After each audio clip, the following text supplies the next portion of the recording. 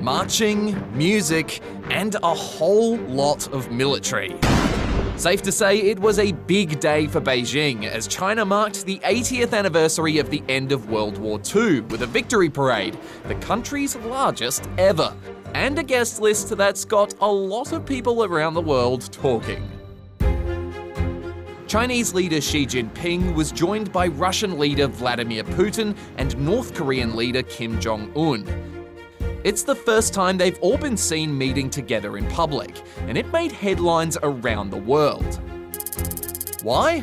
Well, for starters, these are controversial figures. President Vladimir Putin has been accused of war crimes and criticized by world leaders for leading the invasion of Ukraine. And Kim Jong-un is the dictator of a country that's cut off from the rest of the world and known to be working on nuclear weapons. Then there's the fact that these three countries, Russia, China, and North Korea, aren't exactly besties with the US, or at least they haven't been in the past. While the US president himself didn't get an invite. President Xi's a friend of mine, but I thought that the United States should have been mentioned last night during that speech because we helped China. It got some wondering if this was meant to send a signal that the world has a new superpower. Since the Second World War, that's a title that's been claimed by the USA. It has the world's biggest economy, its currency is used for international trade, and it has a powerful military which it's used to help shape world politics.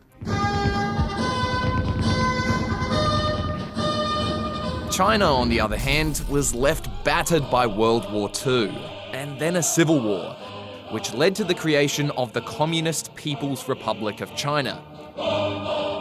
There were periods of famine, and the country was cut off from the rest of the world. But eventually that started to change. China started trading with other countries, and while its people still don't have the same political freedoms as in some other countries, millions have been lifted out of poverty. China now has the world's second biggest economy and its second biggest population. It also has more soldiers than any other country, and the second highest military budget in the world after the US. Which brings us back here. To many, this parade was designed to show off Chinese military power to the world and to challenge the US. Some reckon China is using its power to try to influence other countries, not just with its military, but by giving out aid, building infrastructure, and building friendships. Meanwhile, the US president has upset some allies and potential allies by cutting aid, putting taxes on imports from other countries, and making some controversial comments. If I weren't around, you'd have right now 6 major wars going on. India would be fighting with Pakistan.